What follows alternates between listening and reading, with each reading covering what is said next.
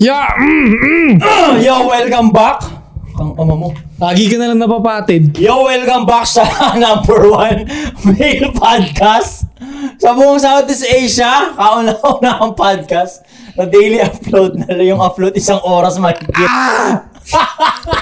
Ang anti-support social club. Pagod na ako, puta. Kailangan pangatawan na namin to. Sinabi namin eh. Binibida. Eto, shit! Nagbitaw nun eh. Antayin nyo, magkakaroon ko ng bagong camera. Papasubo ako! Lowest 1 hour daw. 1 to 2 hours. Ganun pa eh. Bigyan mo ako.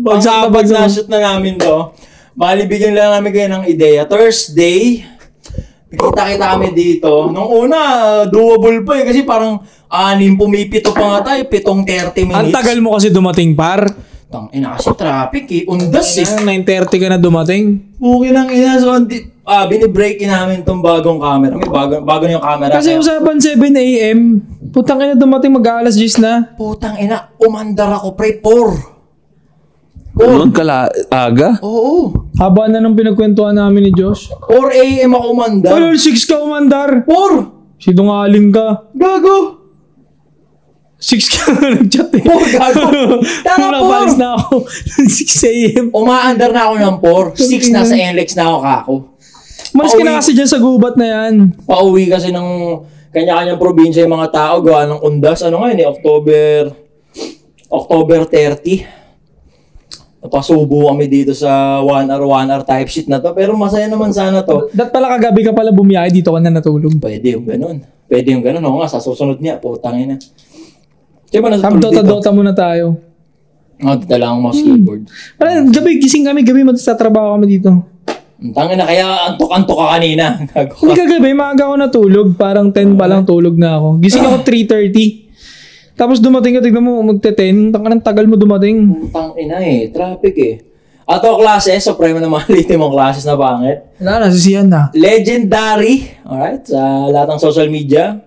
ASSC Worldwide. So isa daw general ng Soy Army. Ingatan nyo yung pera nyo at naubos na energy namin. No? ASSCworldwide.com. Check nyo yung mga merch.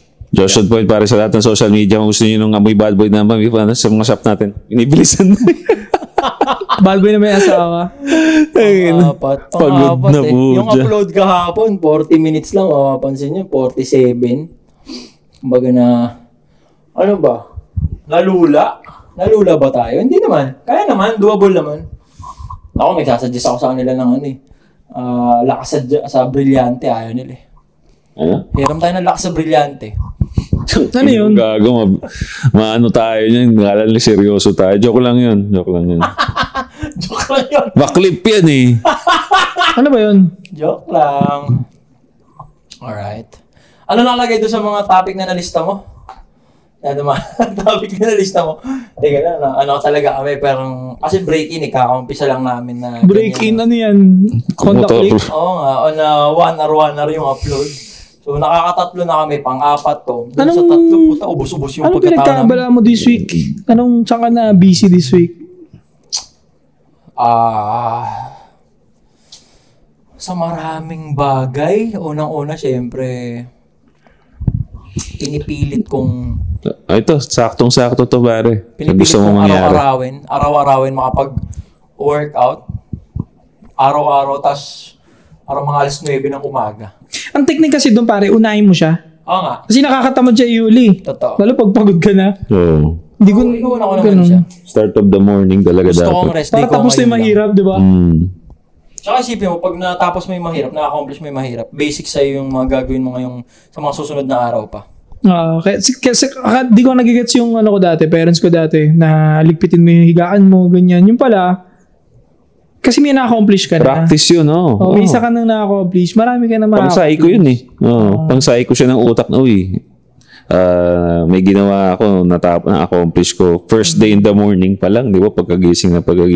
Nagiging consistent ka lalo. Na may tapusin pang isa pa. Yeah. Ganun pala yun. Nagets ko siya nung nagtatrabaho na ako eh. Actually, hindi natin talaga magigets yung magulang natin nung bata tayo. Kahit anong sabihin nila, hindi natin nagigets. Saka lang natin nagets nung tumanda na tayo. Matutulog lang eh. Ang sarap pala matulog talaga sa pagkakain sa tanghali, no? Oo. Dati hindi eh. Kasi naman dati, pre, hindi ka naman pagod, di pa tutulugin ka ng di pagod. Grabe naman kasi yun. Parusa rin yung ginagawa ng magulang dati eh. Yung punong-puno ka ng energy na bata ka. Kasi bata ka, mataas ang energy mo talaga. Tapos, alauna na! Matulog ka muna! Nakakaingit kasi may tropa ka talaga, may kalaro ka na nakakalaro siya sa labas ng anytime na gusto niya, no? Pero tignan mo, maitim yun, pre. Maingay pa siya. Nakakaingit tuloy yung puta. Nagtututong yung batok niya. Pero masaya siya sa labas. Maitim yun. Sunog na yung balat nun. Kasi papatulogin ka naman, ano rin eh. Tag-init nun eh. Mainit talaga. 11 to 12, di ba? Or alauna. Mainit yung puta, lalabas ka. Kasakit ka nun. Noong time na yun, di pa nga uso-uso aircon sa amin nun, sa lugar namin. Pag naka-aircon ka nun, parang, wow, yaman naman nito. Wala talaga naka-aircon dun sa lugar namin dati. Kasi dati, mahal pa yung aircon eh. Kailan lang yun, yung para ma-afford mo na, yung makakabili ka na ng ganitong halaga, ganyan. Dati mahal eh. Split type energy. Kasi dati yung kahon pa eh. Ang mahal. Oh, yung Mahal ganito. sa kuryente. Oo. Wala ka siya sa kuryente, tapos ang mahal din niya talaga. Parang marami pang mas mabibiling bagay kumpara sa kanya. Alam mo yun? Pag nakapasok ka sa may aircon na bahay ng tropa, parang SM. Gaganon ka ba eh? Oo. Kaya nga ang benta ng SM sa Pilipino kasi yung konti ng may aircon dati. Diba? Kaya Kung dami tumatambay, Santa Lucia kami, yun ang sikat na sikat dati. Pag summer, pre, daming tao sa SM. Mga nagsi-cellphone lang dun. Papalamig. Oo. Lamig kasi, di ba? Oo. Speaking of lamig, bro, nabalitaan nyo ba na nasunog na yung isang office ng DPWH? Lamig, sabay na sunog. Tanginang yan. Ganun ang mga transition na pagod na, pre. Basta lang may pasok na natin yung subject. Sobrang kalokohan yung pagkasunog nun. Tanginang yan. Di ba, bro? Napaka-obvious Sumabog naman na yung PC. Ha? Sumabog daw yung PC. Sumabog daw? Yun ang pinagmula ng sunog? Sabi. Nung klaseng PC yan, puta may C4. Nang putya. Tanginang yan. Buong building na, ano? Tangina kasi magsiset up ka ng PC, huwag mo lagyan ng C4. Tangina sa motherboard, may nakakapit Tangin na ng no. gobyerno to, teatrantado lang mga Pinoy, no? Ulo lang po. Sumawag yung computer.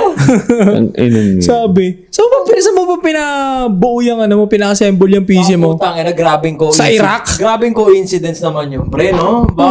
Bakit DPWH pa?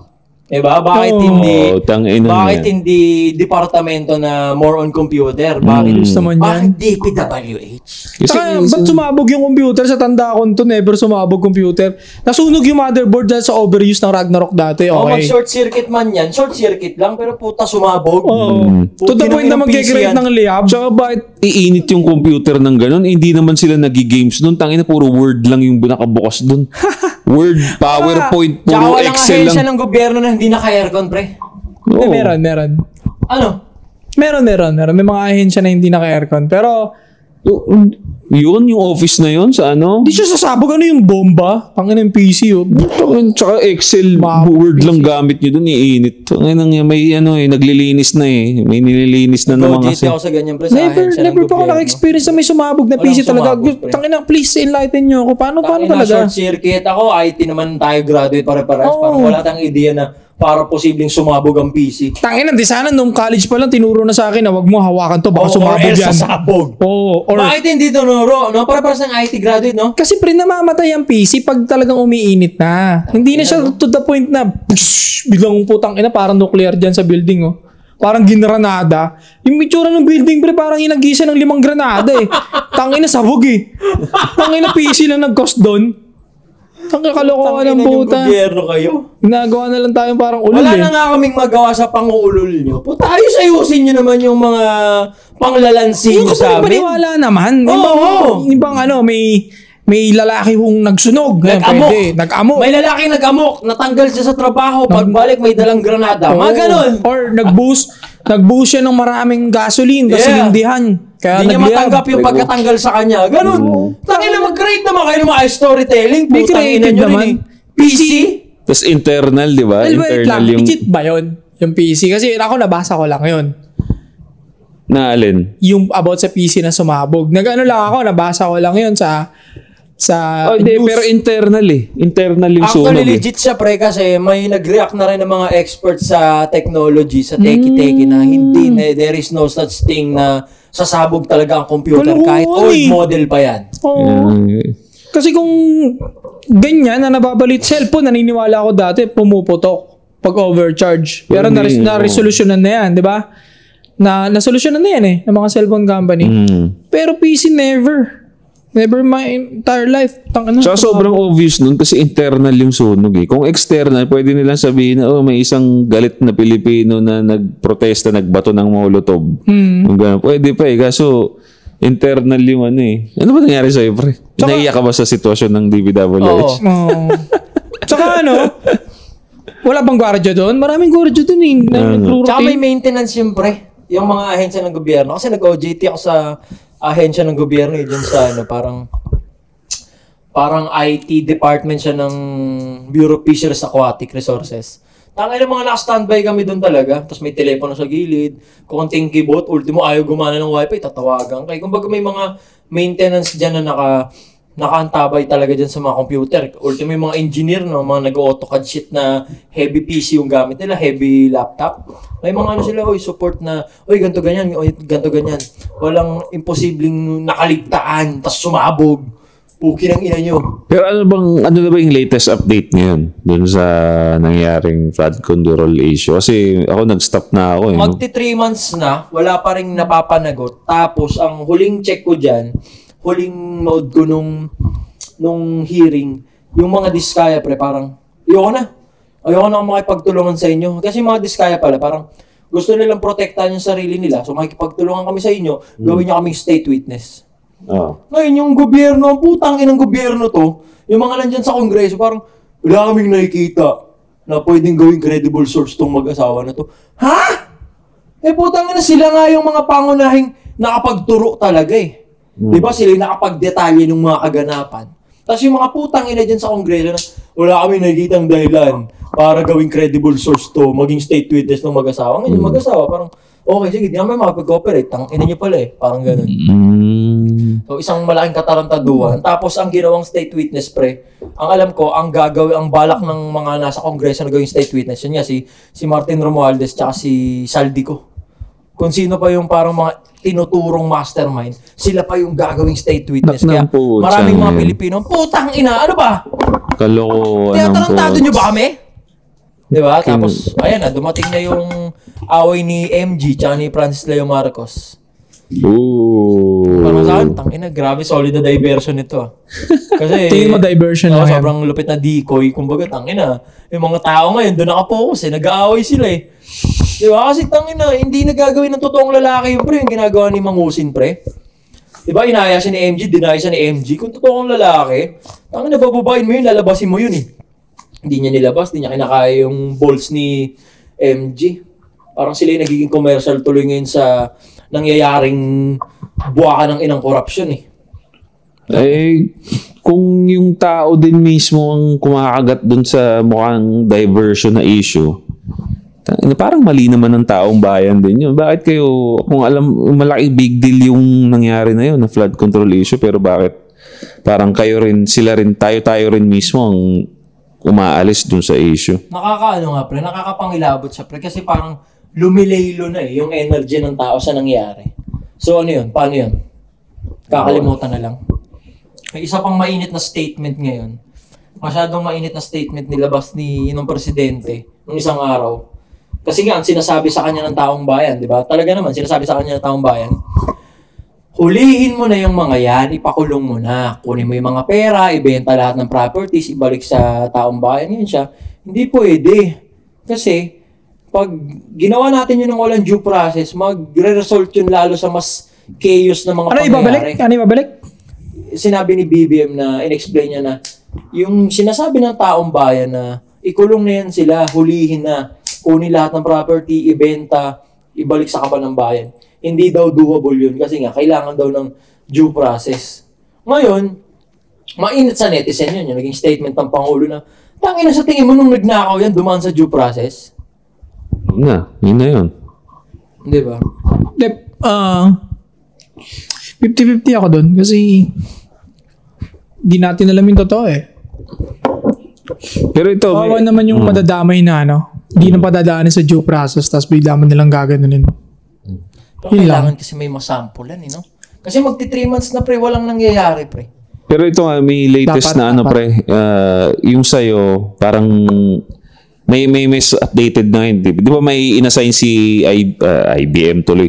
Pinag-usapan natin yung computer, IBM tuloy na sabi ko. Tama naman Si BBM. Ano inassign?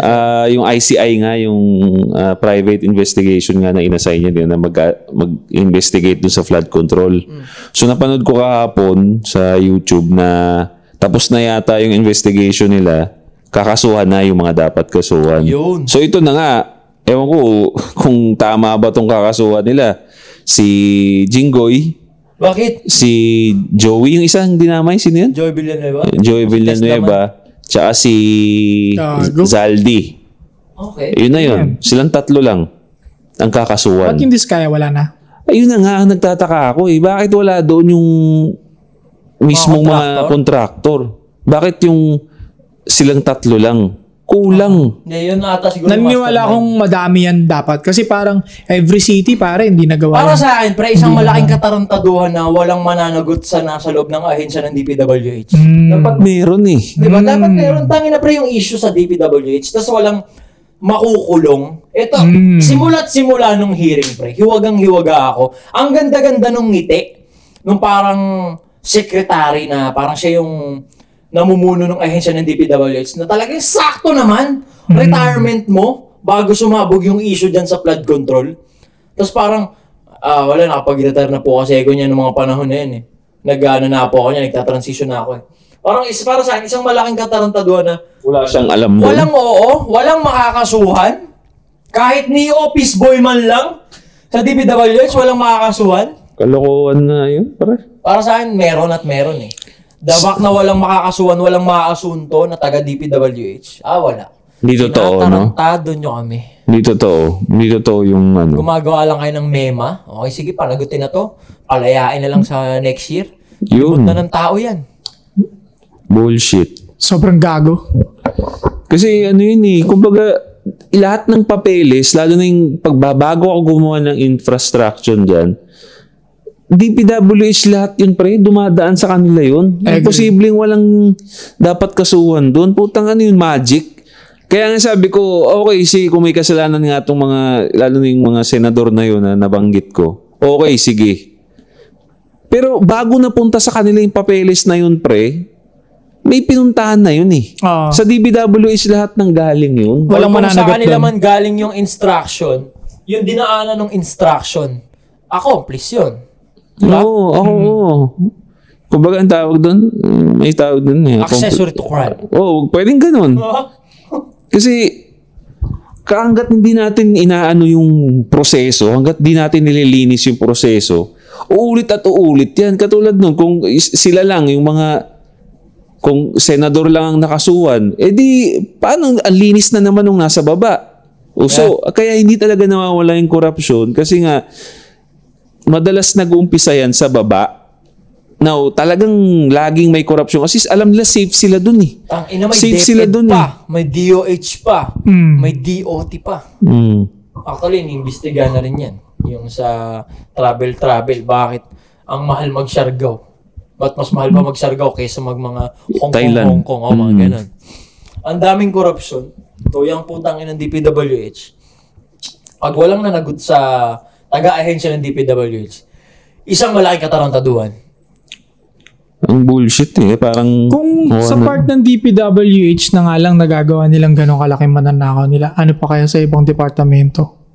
Isang part lang ng government yun eh. Kumbaga, sa isang buwis na kinukuha nila sa atin, for example, 50 pesos na kinuha sa'yo, 10 pesos lang doon sa DPWH. Paano pa kaya yung 40 pesos? Meron pang DepEd, meron pang ibang ahensya, meron pang sa mga army, ang lakas ng tama nung isa dyan sa kongreso na kasi ang nagbo-voice out mga influencer eh. Tsaka plano doon ni Bossing parang 10,000 ba? School ba? Ilan ba school yun? Parang nangako siya classroom ata. Tapos parang nagawa lang 22. Nagulat yung presidente. Nagulat yung presidente kasi parang ang planado na gagawin mga classroom ganito. Parang 1,000 ata. Oo, ang nagawa ganito lang. 22. Wala, binulsa na yun. Ghost project na yun. Ghost project na na naman. Ibang usapan naman. Oo. Tapos meron pa yung Gago. DWH, ano pa, anong Tataksan SSS. Yeah.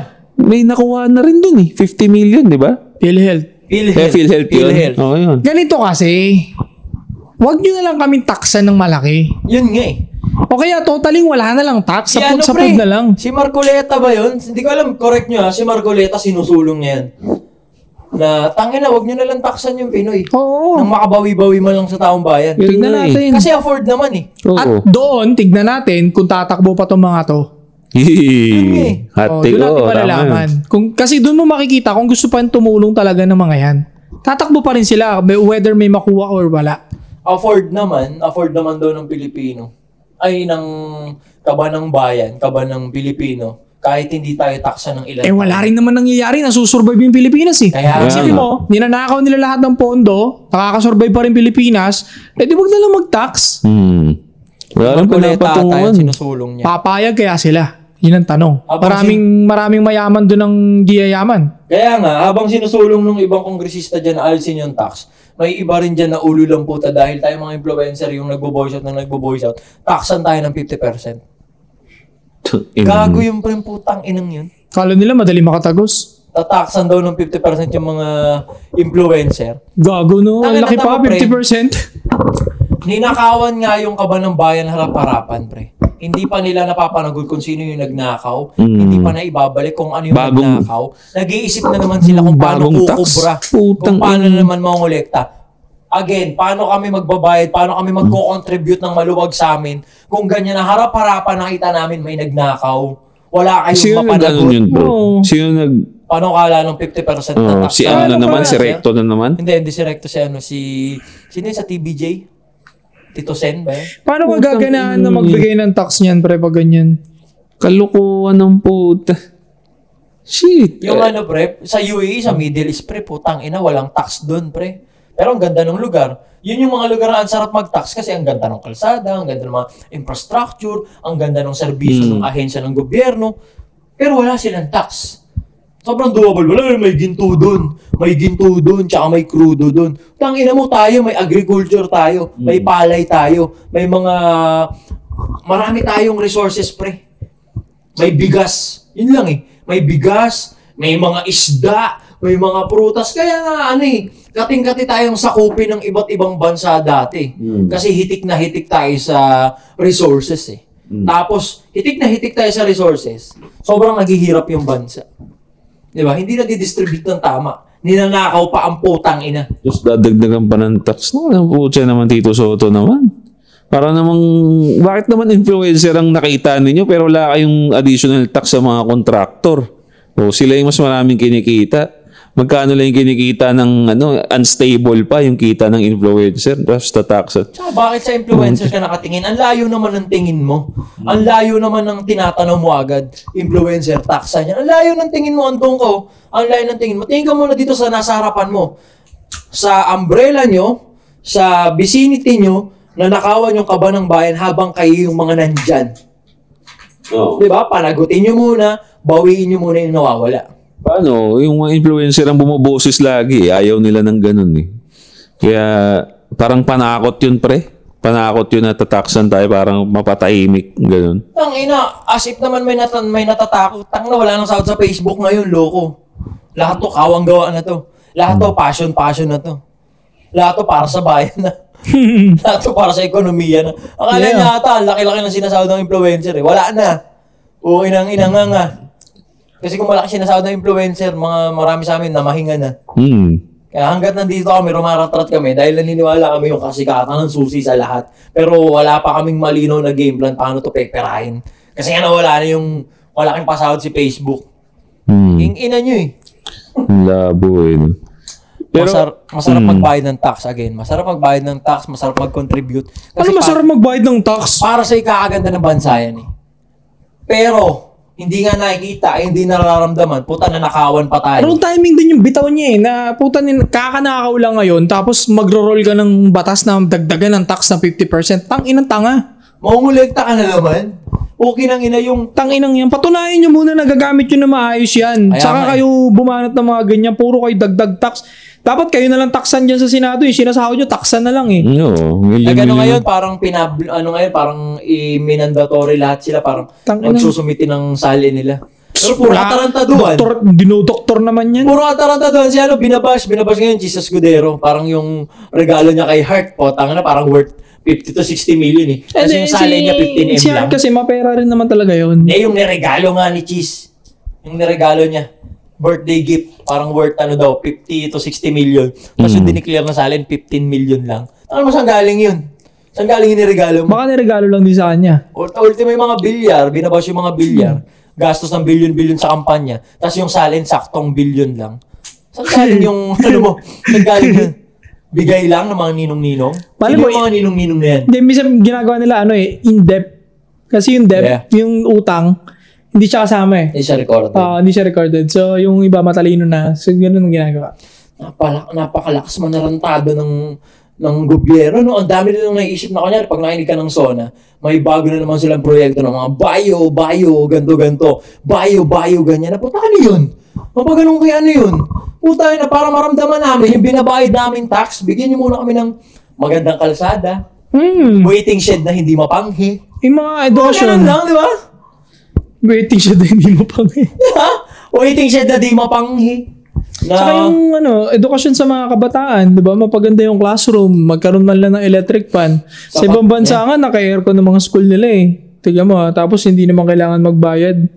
Di ba? Although first world country sila, sige, nagigets ko, pero kung hindi naman din mapapaganda yung classroom, yung kalsada, wag nyo na kami taksan. Tangina, wag na kayo. Tapos ngayon, magdadagdag na naman kayo ng hinihinging tax. Tsaka security, pre. Kasi yung nagulat ako sa isang pinapanood ko nga na documentary din sa Korea naman to, no? Na kaya less din ang crime dun sa Korea kasi alam ng mga tao doon na bawat sulok doon, pre, kahit saan ka pumunta, may camera. Oo. Puro CCTV. Puro CCTV sila doon, pre. Kaya, Kaya, again, kung alam ko na secure ako, alam ko marirecord kung may magnanakaw dito na nagbayad, happy ako na magbayad ng tax. Kaso hindi nga, as in, wala talaga, pre. Wala talaga. Meron sila itong boy na kaya nila i-access lahat ng CCTV boy, makikita ka. Yeah. May ganun silang system doon, pre. Kaya, pinakamatagal na lang dyan sa Japan, Korea, na magtaguwa, siguro mga days lang. 24 hours. Matatagpuan ka. Kasi pag bibili ka, convenience store, matitrace ka eh. Ang mga CCTV dito sa Pilipinas, para sa TikTok shop binili. Malabo eh. Labo. Pinapanood pa ako, pre, car chase. Di ba? Habang umaandar yung yung, kasi hindi siya kita ng pulis eh, dahil nauna na yung hinahabol eh. Huli yung pulis. Pero ang nagdedirect, alam pa rin niya kung saan pupunta yung suspect. Kasi sa radyo, nandun yung camera. Kitang-kita nung kausap niya sa phone. Habang umaandar, nasusundan pa rin ng camera. Kasi bawat sulok meron eh. I mean, nandito sa street na to. Liko yung police dun. Andito na sa street na to. Nandun na naman. Di nahuli. Na-anticipate nila, naharangan niya. Kasi alam nila may camera sila. Tangina. To serve and protect. Putang, parang ganun yung hindi lang ng police eh. Ng gobyerno, di ba? Pag maglingkod sa inyo, nung nangampanya kayo, wala ibang bukang bibig, kundi paglilingkuran nyo kami. Okay nang ina nyo, kumubra lang kayo ng kumubra eh. Ngayon naman, binibida nila ngayon, parang yung milyon-milyon, parang worth 400 million ng mga peking produkto ang nasabat ng Bureau, ganto ganyan. No? Putang ina, tapos makikita mo, nasa palengke yan, available. Yun. Sa mga susunod, sino nagbenta nun? Sila. Saan galing yun? Resale. Diba? Putang ina nyo rin eh. Para sa akin, dapat i-priority ng Pilipinas yung agrikultura, pre. Marami tayong mga lupain dito na maganda taniman. At hindi na natin... Puso mo yun eh. Kasi pare noon, hindi naman uso talaga magangkat eh. Ultimo ngayon, pati sibuyas, ini-export natin. Bakit? Kasi pag nag-export tayo ng sibuyas, bigas sa labas ng bansa, mapapatungan nila. Ang nangyayari kasi dito, makakadagdag sila ng kulimbat. Diba? Makakapagnakaw sila. Ino-overprice nila eh. Yeah. Bawat bibilin, pati materialis, ino-overprice nila para may makorap sila. Hindi naman kailangan mag-angkat. Tayo nga, tingin mo pare sa lawak ng lupa sa Pilipinas. Tayo pa number 1 exporter sa buong mundo ng rice. Sipi mo. Ang liit ng Philippines, ang daming lupang pwedeng taniman, tayo pa yung number 1 exporter. Tsaka ang konti ng kumakain dito kasi nga walang pambili tao. Mahirap tao eh. Oo, pero exporter tayo ng rice number 1 sa buong mundo. Tangina no. Yung Vietnam, doon pa tayo bumibili. Tayo nagturo doon dati ng bigas. Exporter o importer? Exporter. Tayo Exporter. bumibili Tayo ng imported bumibili. na bigas. Okay. No, Ang importer, ikaw nagpapalabas eh. Tarantado kasi, kanyari, yung sariling produkto ng Pilipinas, itatago ng itatago hanggang sa magmahal. Hanggang sa nabubulok na. Ngayon, pag nabulok, sa warehouse, sa mga warehouse, Ay, importer ata. Importer. wala tayong Importer sapat. papasok pre. Importer. Exporter palabas. Wala Importer. tayong sapat na supply. Tangina mag-i-import sa ibang bansa. Hmm. Mahuhukos-pukos yung presyo. Yun nga eh, Nagmamahal. minamahalan. Kaya nagiging mahal na naman yung ano. Yung naalala ko pa, isa na naman. Wala na naman na panagot. Putang ina. Yung mga SK na nag-Hong Kong. Ay, Hong Kong ba yun? Thailand. Thailand? Putang wala na panagot. Nalimutan na lang. Pang divert na yun kasi. Naman Putang ina, yung mga sabongerong nawawala. Kahit yung Hello Garcia scandal dati yung malaking pera na wala. ZTP scandal, di nabalik ba yung pera? Wala. Tang ina. Kahit may mga panagot na tao pre, yung pera hindi nababalik. Oo, tang ina. Nagpuputukan na yung taal, pre. Yung mga missing sabongero na doon daw tinapon, ano nang balita doon? Tabunan na Nagpuputok yung ba? taal eh. So pati yung tal, ano rin yun?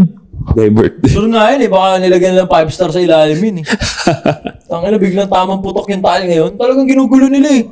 Ginugulo nila para mawala sa focus mo yung nangyayaring bilyones na nawawala. Mag-away si Makagago tsaka si FLM, tapos pumuputok yung taal. Tapos lumilindol sa maraming lugar. Ang ina nyo, bullshit. Tsaka ito pa, gusto ko lang i-ano rin yung sa security part nga. Kasi, lalo pa ngayon, mas mas naging grabe yung krimen din ngayon, pre. Mas tumaas din ngayon kumpara Palagay mo? dati. Oo, pre. Mas open ngayon. Bividyoan nga eh. Nambabaril. May na-hold up. Mas dumami ngayon. Nananakawan. Nasasnatchan. Mas naging malakas pa yung loob. Biruin mo. Ang dami mong tax na madidepress ka, pre. Madidepress ang Pilipino ngayon dahil nga nakawan nyo na kami ng pera.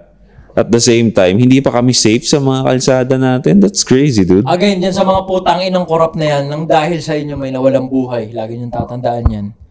Kasi yun yung kinontrol at delete niya yung sarili niya. Nabash lang ng sagad yun dahil tinry niyang i-explain yung side ng anak ng mga kagaya yung mga putang inang korap. Kung wala kayo naging isyong ganyan ng korupsyon, pag nanakaw, Malamang boy pa siya, type shit. boy pa dapat yun. Oo, hindi. Tangina, sa inyo yun ha. Tangina, sa inyo yun. Sa inyo yun, mga pare. Kasalanan nyo yun. Mga pukin ng ina nyo. Ang inang gobyerno to. So, sa tingin nyo, pare, Papalagan ko yan sila eh. Ha? B1. so, sa tingin nyo, papalagan Isa-isa mo? lang, isa-isa lang pre. Pila-pila sila. Mga nasa kongreso na yan. Papalagan ko yan isa-isa. Isa-isa lang. Pero Bawal tingin ko sabay-sabay. maganda idea nga yung tol na ano. O B1, pila sila. Huwag na tayo bigyan ng tax. O at Champion least yun, pre. sobrang liitan nyo na lang yung tax sa amin. And then tignan, magiging konti lang yung pera pang project. Ngayon tignan natin kung may interest pa sila tumakbo. Kasi konti na lang mahawakan nilang funds eh. Di ba? Mismo. Ngayon, mamomroblema sila. Paano sila kukulimbat? Tignan natin kung marami pa rin tatakbo. Sana mapatupad yun. Ewan ko lang kung mapapatupad nila. Hindi, kasi syempre wala silang kikitain eh. Syempre, against sila dun. Gusto nga nila, taksan pa tayo ng taksan eh.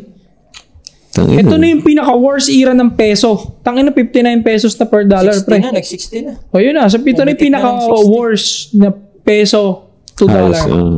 Humihina. Pag ganun, ibig sabihin humihina yung... Ekonomiya. Putang ina no. Ito na yun. Ito na yung pinakamataas sa lahat.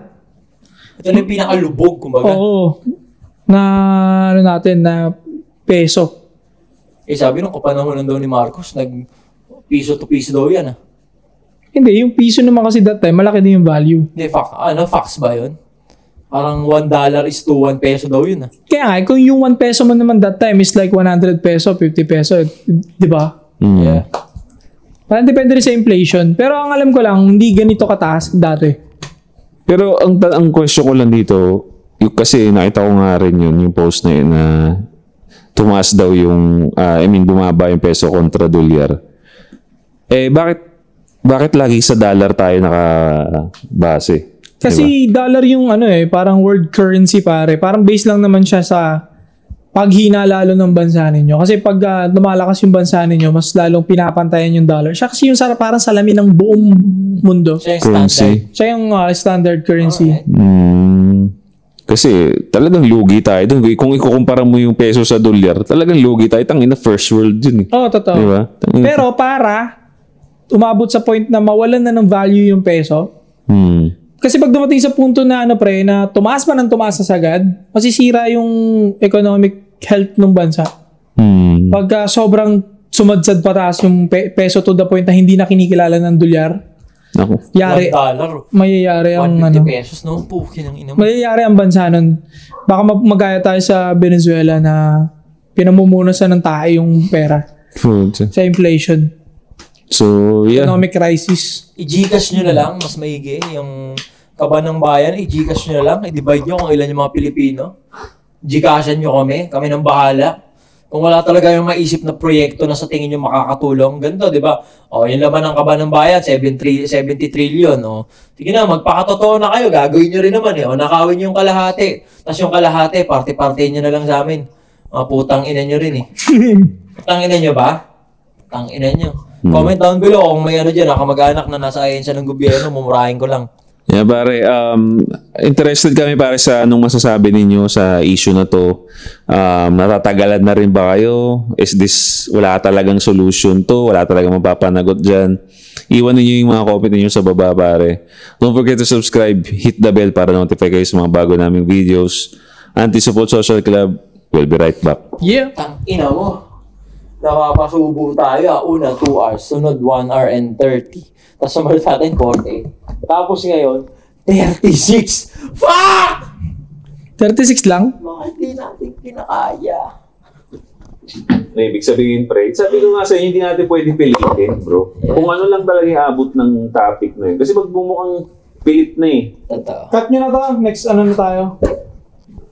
Huwag nyo nang pilitin. OA. Kasi baka mawalan lang.